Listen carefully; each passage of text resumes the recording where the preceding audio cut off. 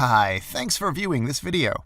In this tutorial, we'll learn how to create a donut chart. Let's go to the sheet Doughnut Chart. Here we have the same table as the one we saw in our previous sheet.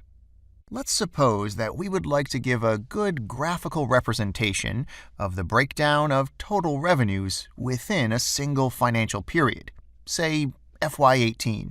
The Doughnut Chart is excellent for such purposes. I'll select the figures of the three revenue components for FY18. Go to Insert, where we have pie and donut charts, and here we can select Doughnut Chart. Let's format it in a similar way as the previous chart.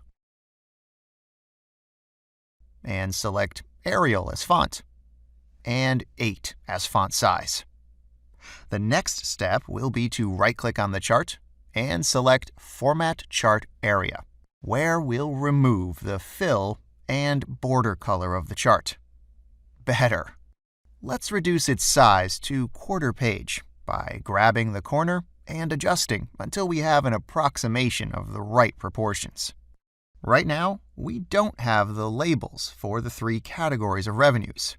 Through a right-click on the chart, we can choose Select Data, where we can assign the three horizontal axis labels in the following way.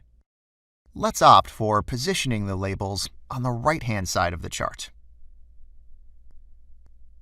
Excellent! To add a chart title, we have to go to the Chart Tools menu. Once we click on the chart, it appears on the menu bar. We have to click on Chart Title and select the type of title we need. In our case, I'll pick a title which is above the chart. Let's adjust its size, font, and position. Arial. Font size 9. The title will be in bold, and I'd like to position it to the left. Let's name the chart the same as the one on the right. Breakdown of revenues in FY18. I'll modify the colors of our chart to improve its appearance. Again, we'll have dark blue, lighter blue, and gray.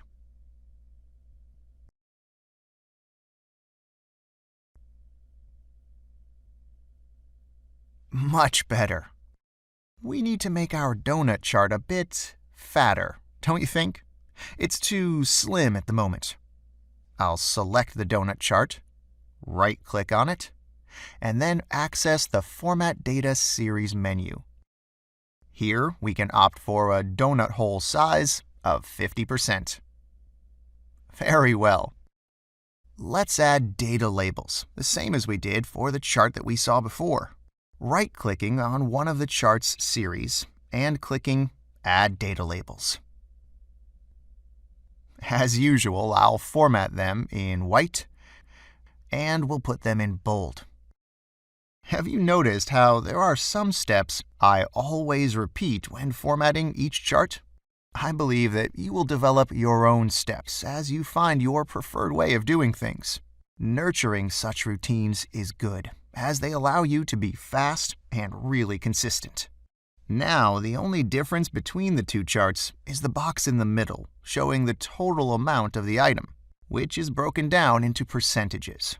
Let's add such a box to our new chart. I'll go to Insert, select Text Box, and type within the text box the total amount of the item. 26.3 million in this case. We should have it in Arial as well.